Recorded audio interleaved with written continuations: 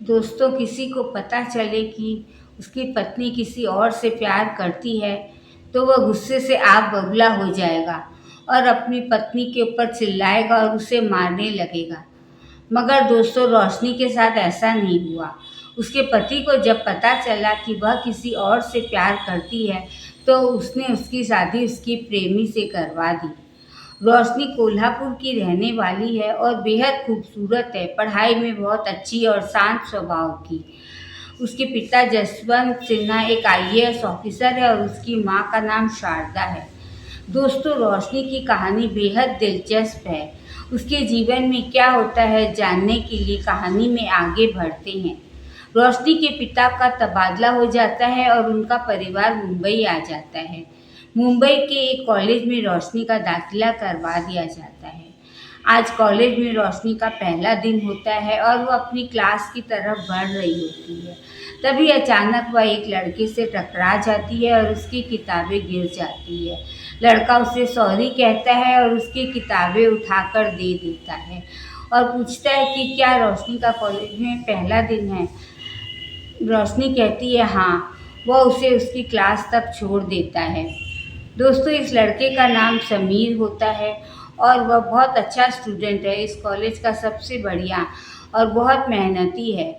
वह गरीब है और अपनी पढ़ाई का खर्चा खुद निकाल रहा है। उसके पिता मजदूरी करते हैं और उसकी माँ का देहांत जब वह बहुत छोटा था तभी हो गया था। रोशनी और समीर जब भी मिलते कॉलेज में एक दूसरे से हेलो हाय कर लिया करते थे।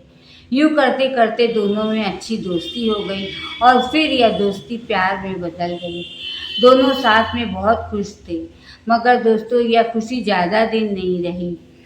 एक दिन रोशनी के पिताजी कॉलेज की तरफ आए। उन्होंने सोचा कि बेटी को घर ले जाता चलूं।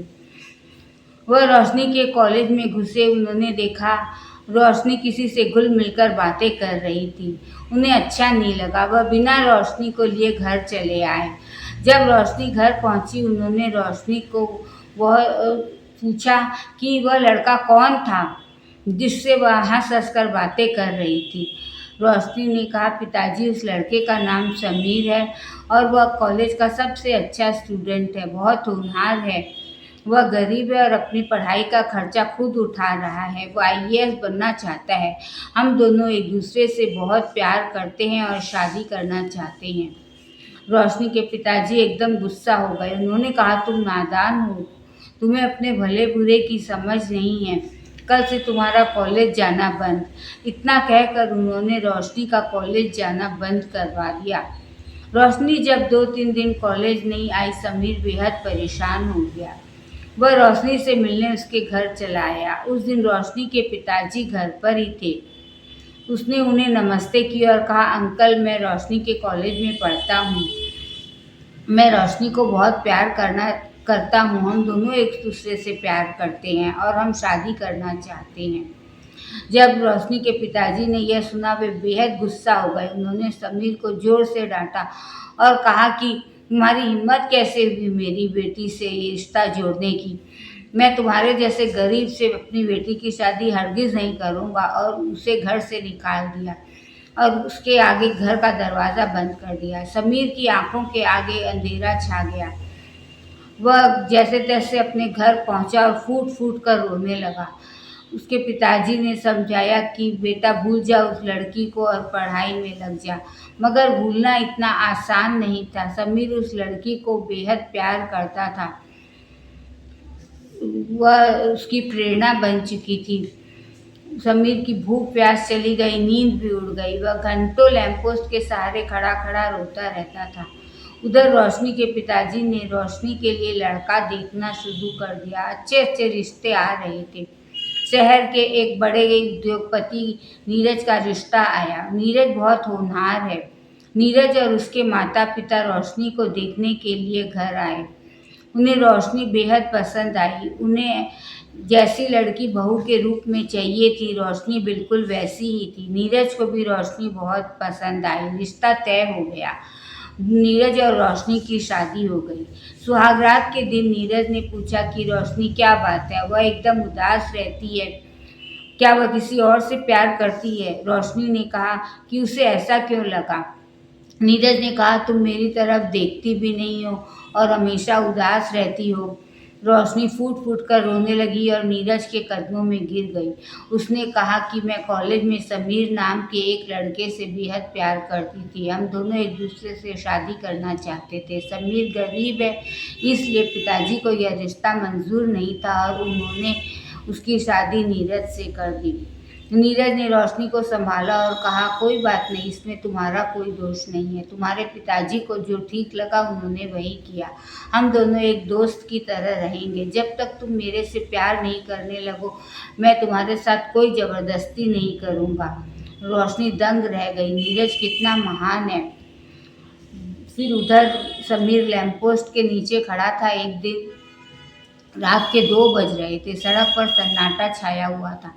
सामने से एक ट्रक आ रहा था और दूसरी तरफ से आती हुई गाड़ी को टक्कर मार दी। गाड़ी उलट गई। गाड़ी में एक वृद्ध व्यक्ति थे जिसका नाम दीपक ओबेरॉय था। समीर गाड़ी के पास पहुंचा और उसने उन्हें निकाल वे बेहद घायल हो चुके थे। निकाल कर उसने उन्हें रास्ते के किनारे खड़ी हाथ गाड़ी पर बिठा करके अस्पताल पहुंचाया। अस्पताल में सभी डॉक्टरों ने उन्हें पहचान लिया। तुरंत उन्हें एडमिट कर लिया और उनका इलाज शुरू कर दिया। 2-3 दिन के बाद जब उन्हें होश आया, तब डॉक्टरों ने उन्हें बताया कि समीर नाम के एक युवक ने उनकी जान बचाई है और उन्हें हॉस्पिटल पहुंचाया है। डॉक्टरों ने समीर से घनश्याम दास जी को मिलवाया। घनश्याम दास जी ने समीर का धन्यवाद किया। उन्होंने कहा कि समीर उसमें उन्हें अपने बेटे की छवि नज़र आ रही है, जो पिछले हफ्ते प्लेन क्रैश में मारा गया। पिछले हफ्ते उनकी पत्नी और बेटे का प्लेन क्रैश में निधन हो गया था। वह भावुक हो गए। अब समीर रोज उनसे हॉस्पिटल में मिलने आता था। धीरे धीरे उनकी तबीयत में सुधार होने लगा। एक दिन उन्होंने समीर के बारे में जानना चाहा। समीर ने बताया कि वह एक लड़की से प्यार करता था जो उसके कॉलेज में पढ़ती थी, मगर समीर गरीब है, इसलिए लड़की के पिता को यह रिश्ता मंजूर नहीं था और उन्होंने उसकी शादी कहीं और कर दी। अब पढ़ाई में उसका मन नहीं लग रहा था और वह बहुत परेशान था। उस दिन इसीलिए लैंप पोस्ट के नीचे खड़ा हुआ था। तब दीपक ओबेरॉय जी ने बताया कि उनके बेटे का भी पिछले हफ्ते निधन हो गया था और इसलिए वह भी बहुत परेशान थे। उन्हें भी नींद नहीं आ रही थी और गाड़ी लेकर निकल गए थे और यह हादसा हो गया। उन्होंने कहा कि उनके बेटे की शक्ल समीर से बहुत मिलती जुलती है। वह उनके समीर के जैसा ही था। समीर में के रूप में उन्हें लगता है जैसे उनका बेटा मिल गया हो। उन्हें समीर बेहद पसंद आया था। उन्होंने कहा कि मुझे सहारे की बहुत ज़रूरत है। तुम ऐसा करो कि जब मैं ठीक हो जाऊं मेरे घर आ जाओ।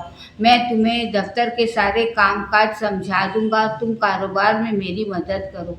समीर ने कहा, ठीक है। उसे भी सहारे की ज़रूरत थी। दीपक ओबेरॉय जब ठीक होकर घर चले गए, समीर उनके घर गया। फिर वे उसे दफ्तर लेकर गए और उसे सारा कामकाज समझाने लगे। समीर बहुत होनहार और मेहनती था। वह कारोबार सीखना शुरू कर देता है और उसे सारी चीज़ें समझ आने लगती हैं। धीरे धीरे वह कारोबार संभाल लेता है। उधर नीरज और रोशनी की शादी को 1 वर्ष हो चुके थे, तो नीरज के पिताजी ने एक बहुत बड़ी पार्टी रखी। पार्टी में उन्होंने दीपक ओबेरॉय को भी बुलाया। वे समीर को लेकर पार्टी में पहुंचे। रोशनी ने जब समीर को देखा, वह चक्कर खाकर गिरने लगी। नीरज ने उसे संभाला और पूछा, क्या बात है? तब रोशनी ने कहा कि दीपक ओबेरॉय जी के साथ जो लड़का समीर आया है वही मेरा प्यार है। तो नीरज ने कहा, इसमें तो खुश होने की बात है, इसमें घबराने की क्या बात है? तुम्हारा प्यार सच्चा है तो वह आज तुम्हें मिल गया और वह अब एक बहुत काबिल इंसान बन चुका है। दीपक ओबेरॉय जी का मैनेजर है और उनका दाहिना हाथ बन चुका है। नीरज ने दूसरे दिन यह बात अपने माता पिता को बताई। उन्हें अपने बेटे पर गर्व महसूस हुआ। उन्होंने कहा कि उनके बेटे ने एक बहुत ही नेक काम किया है, एक लड़की को सहारा देकर। उन्होंने भी रोशनी को बेटी के रूप में स्वीकार कर लिया और कहा कि वे दीपक ओबेरॉय से शादी की बात करेंगे। नीरज के पिताजी रिश्ते की बात करने दीपक ओबेरॉय के घर पहुंचे और उन्होंने बताया कि आपके मैनेजर समीर से मेरी बेटी रोशनी को प्यार है और मैं उन दोनों का रिश्ता करना चाहता हूँ। दीपक ओबेरॉय जी बहुत खुश हुए। उन्होंने कहा कि हाँ, दीपक मेरा मैनेजर नहीं, मेरा बेटा ही है। मैं दीपक की शादी रोशनी से बहुत धूमधाम से करूँगा और रिश्ता तय हो गया। दीपक ओबेरॉय जी ने समीर के पिता को भी बुला लिया और कहा, आप मेरे छोटे भाई जैसे हैं, आज से हम सब एक परिवार हैं। शादी हो गई और दीपक ओबेरॉय जी को बेटा बहू मिल गए। उधर नीरज भी अपने काम में लग गया। 3-4 दिन के बाद नीरज के दफ्तर में एक लड़की आई जिसका नाम शालिनी था। वह बेहद खूबसूरत थी और बहुत अच्छी थी। नीरज ने उसका इंटरव्यू लिया, उसे वह लड़की पसंद आ गई। उसने उसे काम पर रख लिया।